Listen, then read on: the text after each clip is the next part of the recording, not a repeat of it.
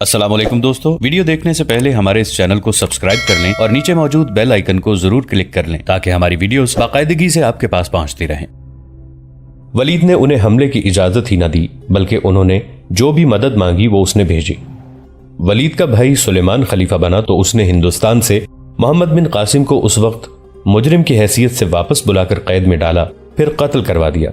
जब वो सिंध को सल्तनत इस्लामिया में शामिल करके फतह पर फतह हासिल करता आगे ही आगे बढ़ता जा रहा था। उधर उसने मूसा बिन नुसैर को, जो तारिक बिन ज़ियाद के पीछे पीछे उंदलुस में दाखिल होकर वहां के वो इलाके फतह करता जा रहा था जो तारिक की जद में अभी नहीं आए थे, ये हुक्म भेजकर वापस दमिश्क बुलाकर कैद खाने में डाल दिया कि पेशकदमी रोक दो। सुलेमान ने तारिक को भी वापस बुला लिया। अगर वलीद मरहूम का बेटा खलीफा बन जाता और वो बाप के नक्श कदम पर चलता तो यूरोप और हिंदुस्तान की तारीख मुख्तलिफ होती। सुलेमान ने कुतैबा बिन मुस्लिम को भी पाबंद सलासिल कर दिया। मौरख लिखते हैं कि हिंदुस्तान और यूरोप में मुसलमानों की अफवाज को पहुंचाने और इस्लाम को इन दो मुल्कों में दाखिल करने के पीछे कुतैबा बिन मुस्लिम का हाथ था। कुतैबा उस वक्त चीन में थे जब सुलेमान ने उन्हें दमिश्क में तलब किया था। मूसा बिन नुसैर हज के दौरान मक्का में भीख मांगता रहा। भीख में उसे दिन भर में जो रकम हासिल होती वो खलीफा सुलेमान को दे देता और मूसा को खुले आसमान तले बिठा दिया जाता। एक पहरेदार उसके पास मौजूद रहता था। उसे तो खाना भी नहीं दिया जाता था। वो अपने पैसों से खाना खरीद कर खाता था। वो 1 साल से अजियतें सह रहा था। खलीफा सुलेमान ने उसकी उम्र भर की फतूहात को नजरअंदाज कर ही दिया था।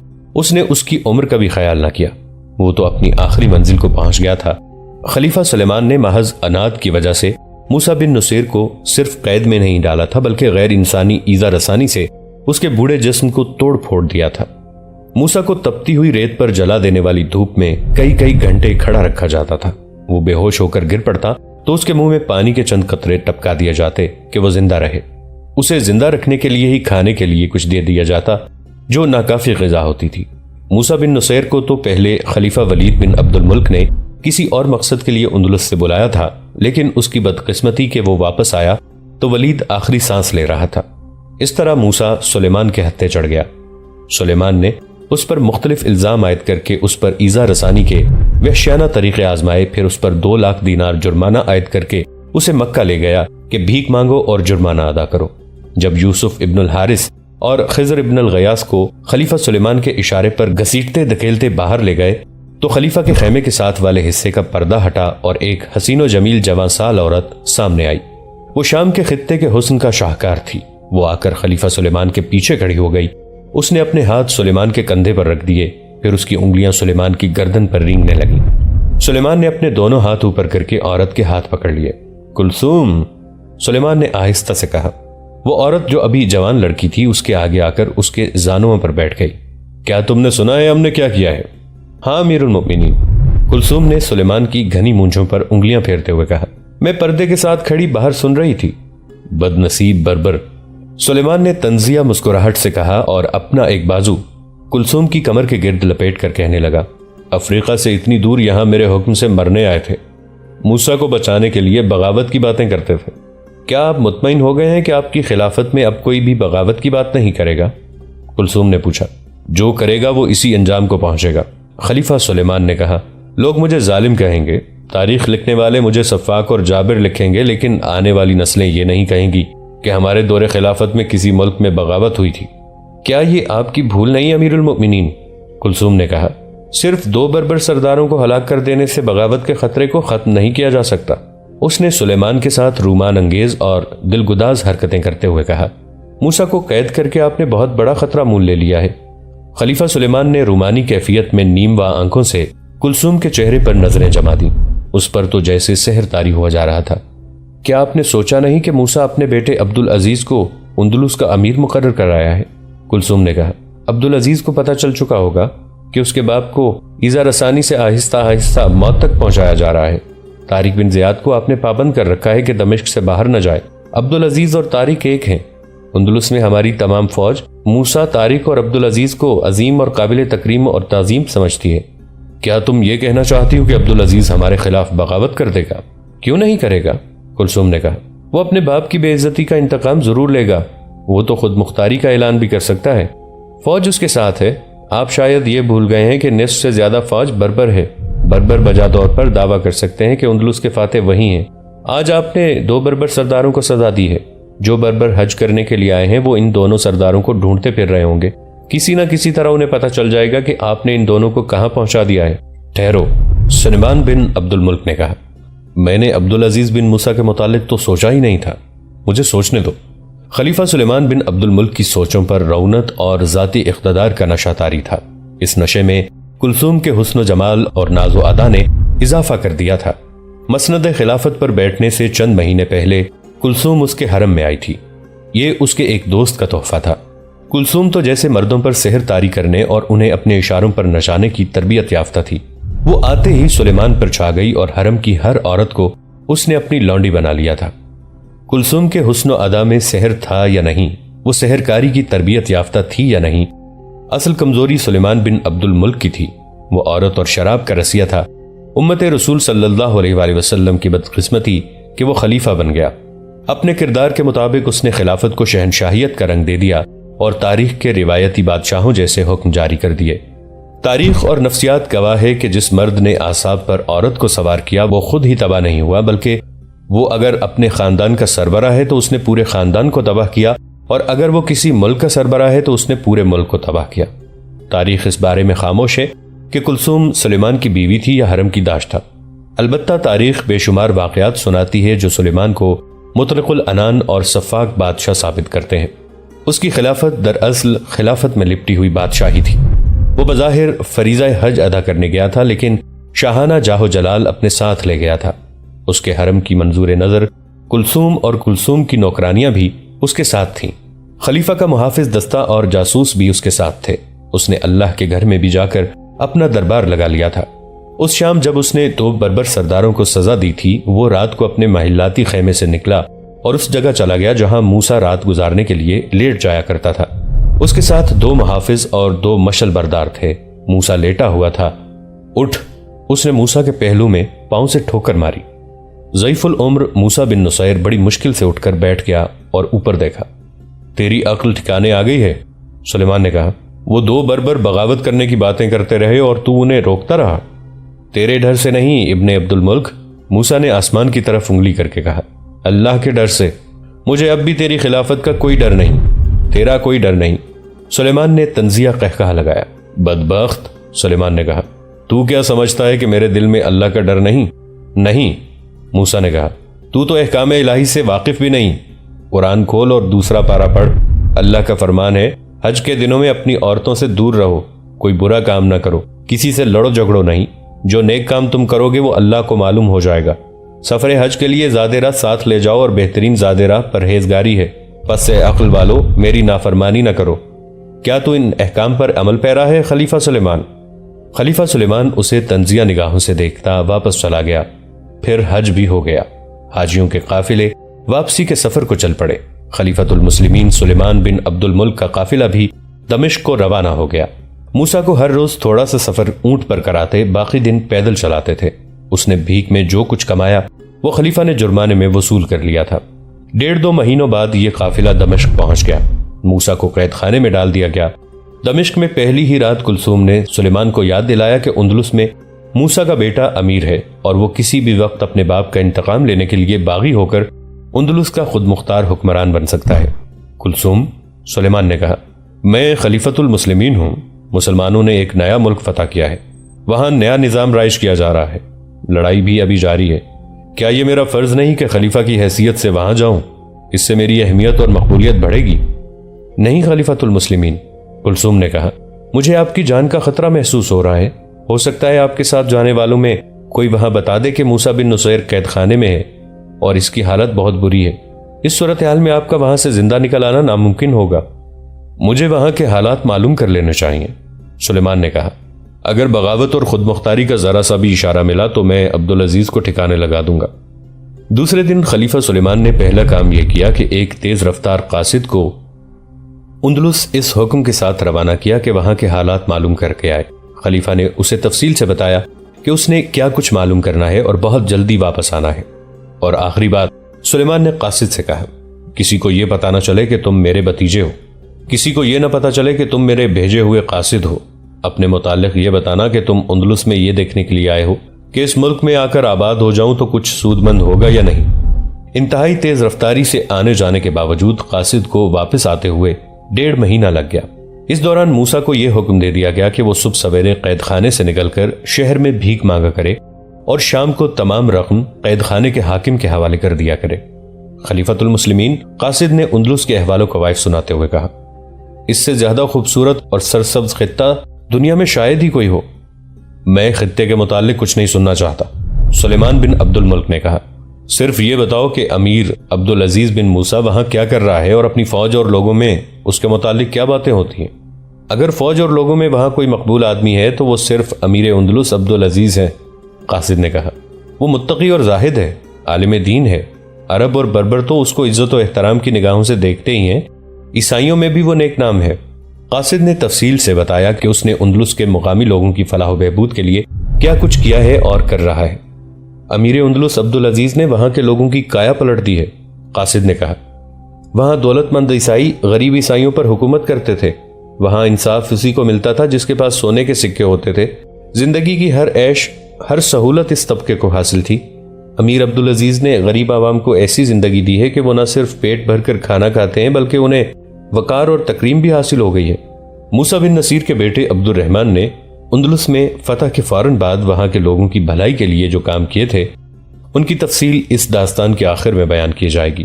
یہاں صرف یہ بتا دینا ضروری ہے کہ خلیفہ سلیمان بن عبد الملک کچھ اور سننا چاہتا تھا۔ بربر عبدالعزیز کے متعلق کیا کہتے ہیں؟ خلیفہ نے قاصد سے پوچھا۔ خلیفۃ المسلمین کو معلوم ہوگا کہ سالار طارق بن زیاد کے ساتھ جو فوج اندلس کے ساحل پر اتری تھی وہ سب بربر تھے، قاصد نے جواب دیا۔ بربروں کو جو مال غنیمت ملا وہ ان لوگوں نے کبھی خواب میں بھی نہیں دیکھا تھا۔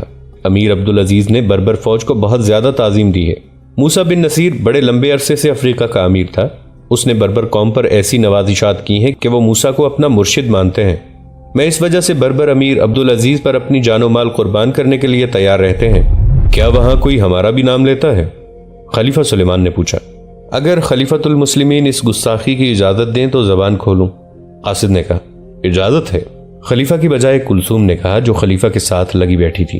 بے خوف ہو کر بات کرو خلیفۃ المسلمین، قاصد نے کہا۔ میں بہت سی سراؤں میں گیا، مسلمانوں کے ساتھ، عیسائیوں کے ساتھ، بربر مسلمانوں کے ساتھ باتیں ہوئیں، کسی نے دمشق کی خلافت کا نام نہیں لیا۔ میں مسجدوں میں گیا جو وہاں نئی نئی بنی تھی، وہاں بھی کسی نے خلیفہ کا نام نہیں لیا۔ اگر نام لیا جاتا ہے تو امیر عبدالعزیز کا لیا جاتا ہے۔ کیا موسیٰ بن نصیر اور طارق بن زیاد کی بھی کوئی بات ہوتی ہے؟ خلیفہ نے پوچھا۔ یہ تو میں نے کئی لوگوں کو ایک دوسرے سے پوچھتے سنا ہے، قاصد نے کہا۔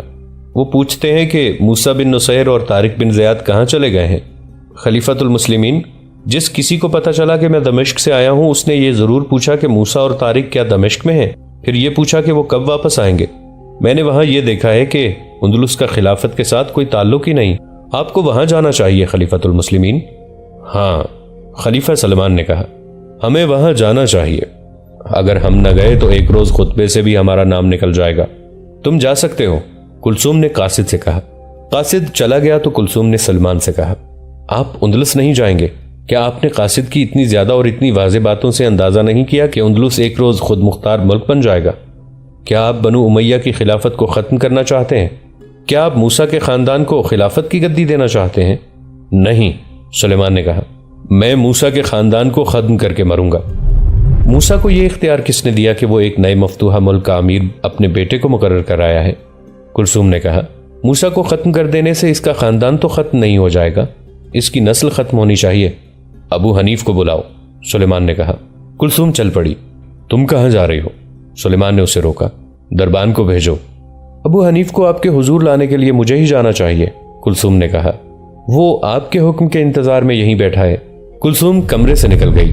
راہداری اور 2 کمروں میں سے گزرتی اس نے کمرے کا ایک دروازہ کھولا۔ یہ بڑا ہی خوشنما کمرہ تھا جس میں ایک خبرو ادھیڑ عمر عرب بیٹھا ہوا تھا۔ کلثوم کو دیکھ کر وہ اٹھ کھڑا ہوا اور اس نے اپنے بازو پھیلا دیے۔ کلثوم سیدھی اس کے بازو میں چلی گئی۔ وہ ابو حنیف تھا۔ بیٹھ جاؤ، کلثوم نے اسے بٹھا دیا اور اس کے پاس بیٹھ کر بولی، اندلس جانے کے ارادے باندھتا ہے، تم اس کے مشیر ہو۔ مشیر تو اس کے کئی اور بھی ہیں لیکن میں نے تمہیں اس کے دل میں اتارا ہوا ہے، یہ کوئی نئی بات نہیں۔ ابو حنیف نے کہا، نئی بات کرو، قاصد کیا خبر لایا ہے اور سلیمان کیا کہتا ہے؟ کلثوم نے اسے قاصد کی تمام باتیں سنائی۔ سلیمان کا رد عمل بھی سنایا اور کلثوم نے سلیمان کو جو مشورہ دیا تھا وہ بھی سنایا۔ یہی مشورہ میں دوں گا، ابو حنیف نے کہا۔ سلیمان کی خلافت قائم رہی تو ہماری بھی بات بنی رہے گی۔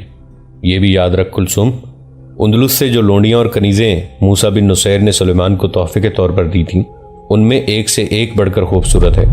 ان عیسائی لڑکیوں کے دماغ بہت تیز ہوتے ہیں۔ میں جانتا ہوں کہ یہ کنیزیں وہاں نوکرانیاں نہیں تھیں، یہ شاہی خاندانوں اور امراء کے خاندانوں کی لڑکیاں ہیں۔ کہیں ایسا نہ ہو کہ ان میں سے کوئی تمہیں پیچھے کر کے خود آگے ہو جائے۔ یہ باتیں پھر کر لیں گے، کلثوم نے کہا۔ خلیفہ تمہیں بلا رہا ہے، وہ اندلس کے امیر عبدالعزیز کے متعلق تم سے مشورہ لے گا۔ کیا مشورہ دوں؟ کلثوم نے اپنا دایاں ہاتھ چھری کی طرف اپنی شہرک پر پھیرا۔ فوراً جاؤ، کلثوم نے کہا، وہ تمہارا انتظار کر رہا ہے، اسے اندلس جانے کا مشورہ نہ دینا۔ ابو حنیف تیز تیز چلتا خلیفہ کے کمرے میں چلا گیا اور دونوں سرگوشیوں میں باتیں کرنے لگے۔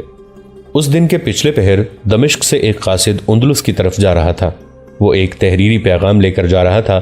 پیغام چمڑے کی تھیلی میں بند کیا گیا تھا اور تھیلی کا منہ ابو حنیف نے خلیفہ سلیمان کی موجودگی میں سر بمہر کیا۔ پیغام ابو حنیف کے ہاتھ کا لکھا ہوا تھا اور خلیفہ سلیمان نے لکھوایا تھا۔ قاصد کا نام جو تاریخ میں آیا ہے وہ ابو النصر ہے۔ یہی قاصد سلیمان سے پہلے خلیفہ ولید بن عبد الملک نے موسیٰ کو اندلس سے بلانے کے لیے بھیجا تھا۔ ابو نصر ایوان خلافت کا قابل اعتماد عہدیدار تھا۔ اب سلیمان نے اپنا پیغام اندلس بھیجنے کے لیے ابو نصر کو دیکھ کر کہا، تم جانتے ہو کہ ہمارے بڑے بھائی ولید تم پر کتنا اعتماد کرتے تھے۔ تمہارا وہ اعتماد اب بھی قائم ہے۔ یہ پیغام راستے میں نہ کھلے، اس کے ضائع ہو جانے کا خطرہ ہو تو تھیلی کی مہر توڑ کر اس پیغام کو جلا دینا یا اپنے منہ میں ڈال کر نگل لینا، کسی اور کے ہاتھ نہ جائے۔ ایسے ہی ہوگا امیر المومنین، ابو النصر نے کہا۔ ایک اور بار پھر سن لو، خلیفہ سلیمان نے کہا۔ یہ پیغام حبیب ابن عبیدہ کے ہاتھ میں جائے، کسی اور کو پتہ نہ چلے کہ کوئی پیغام لائے ہو۔ باقی سب کچھ تمہیں سمجھا دیا ہے۔ ابھی اندلس کا دارالحکومت طلیطہ تھا۔ امیر عبدالعزیز طلیطہ ہی میں تھا۔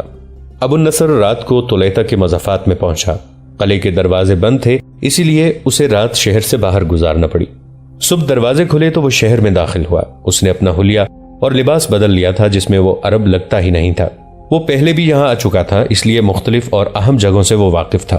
اسے یہ بھی معلوم تھا کہ حبیب ابن عبیدہ کہاں رہتا ہے۔ مورخوں کے مطابق حبیب ابن عبیدہ فوج کے کسی اعلیٰ رتبے پر فائز اور ان دنوں وہ انتظامیہ میں تھا۔ شاید اسی لیے تاریخ میں اس کے نام کے ساتھ امیر لکھا گیا ہے، امیر حبیب ابن عبیدہ۔ ابو نصر اس کے گھر پہنچ گیا۔ اس وقت حبیب کا ایک رفیق کار زید بن نابا اس کے پاس آیا بیٹھا تھا۔ خادم نے اسے اطلاع دی کہ ایک آدمی اس سے ملنا چاہتا ہے۔ حبیب باہر آیا۔ کون؟ حبیب نے ابو نصر کو بڑی غور سے دیکھ کر کہا، کیا تم ابو نصر نہیں ہو؟ کسی کے لیے خلیفہ کا پیغام لائے ہو؟ صرف تمہارے لیے، ابو نصر نے کہا۔ خلیفہ کا کوئی خاص اور خفیہ پیغام ہے؟ حکم ہے کہ کسی اور کو پتہ نہ چلے کہ میں پیغام لے کر آیا ہوں۔ پیغام لے لو، مجھے چھپا لو، میں جواب لے کر چلا جاؤں گا۔ حبیب ابن عبیدہ نے اس سے تھیلی لے لی اور اپنے خادم سے کہا کہ اس مسافر کو الگ کمرے میں رکھے اور اس کے کھانے پینے کا بہت دھیان رکھے۔ اپنے کمرے میں جا کر زید بن نابا کے سامنے حبیب نے تھیلی کھولی اور پیغام نکالا۔ پڑھتے پڑھتے اس کے ہاتھ کانپنے لگے۔ پیغام لمبا نہیں تھا۔ مورخ دوزی اور سکاٹ لکھتے ہیں کہ پیغام حبیب ابن عبیدہ کے ہاتھ سے گر پڑا اور اس کی آنکھوں سے آنسو بہہ نکلے۔ پیغام زید نے اٹھا لیا اور پڑھنے لگا، امیر اندلس عبدالعزیز کو قتل کر دو۔ زید نے پیغام پڑھا، اور اس کا سر دمشق بھیج دو اور کسی کو پتہ نہ چلے۔ ابن نابا، حبیب نے کہا، تم جانتے ہو موسیٰ بن نصیر کے ساتھ میری دوستی کتنی گہری ہے، میں اس کے بیٹے کو کس طرح قتل کرواؤں گا؟ نہیں، یہ کام مجھ سے نہیں ہو سکے گا۔ پھر خود مرنے کے لیے تیار ہو جاؤ۔ زید بن نابا نے کہا، اس خلیفہ کا حکم نہیں مانو گے تو وہ تمہیں اور تمہارے خاندان کے بچے بچے کو قتل کرا دے گا۔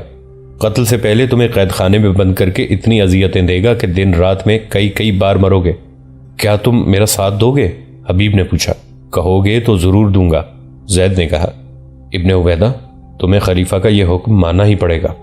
ان دونوں کے درمیان بہت سی باتیں ہوئیں۔ تقریباً تمام یورپی اور مسلمان مورخوں نے لکھا ہے کہ حبیب ابن عبیدہ کی دوستی موسیٰ کے ساتھ تو ضرور تھی، لیکن مرحوم خلیفہ ولید اور اس کے بھائی سلیمان بن عبد الملک کے حبیب ابن عبیدہ پر اور اس کے خاندان پر ایسے احسانات تھے جنہیں وہ فراموش نہیں کر سکتا تھا۔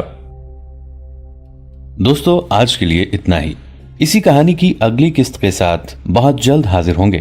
نیچے کامنٹ سیکشن میں اپنی رائے کا اظہار ضرور کیجیے گا۔ हमारे इस चैनल को सब्सक्राइब करके नीचे मौजूद बेल आइकन को भी जरूर क्लिक कीजिएगा। अगली मुलाकात तक के लिए हमारा और आपका अल्लाह निगहबान।